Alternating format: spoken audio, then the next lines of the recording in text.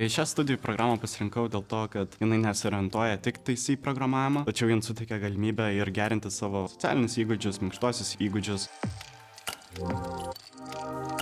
Informacinėse sistemose mes fokusuojamės ne tik į visą praktinę bei teorinę medžiagą, mes fokusuojamės ir kaip į darbą komandoje, į socialinius įgūdžius ir tokius aspektus, kurie susijęs su bendravimu su žmonėmis. Tai informacinių sistemų atstovai prisiliečia prie labai daug skirtingų aspektų per visus 4 studijų metus, kas suteikia galimybę studentams tiek pažinti save, tiek atrasti savo sritį, kadangi tai nėra vien tik apie programavimą. Šios būtent studijos padeda pažinti save, padeda tiek ir komunikuoti su kitais studentais, kitų pakopų studentais ir tai suteikia galimybę pamatyti perspektyvą, kurioje tu norėtum būti. Dirbtinis intelektas be abejo yra kasdienybė mūsų gyvenimuose kaip informatikos fakulteto studentų, tačiau ar jie pakeis mus, tai labai abejoju, kadangi dirbtinis intelektas dar nėra toks pajėgus, kad galėtų atlikti įvairius laboratorinius darbus ar atlikti kažkokias struktūrizuotas, sudėtingas programas. Darbą tikrai nėra sunku susirasti, kiek teko kalbėti ir su vyresniais studentais. Jie jau dažniausiai sekančiose kursuose jau turi ir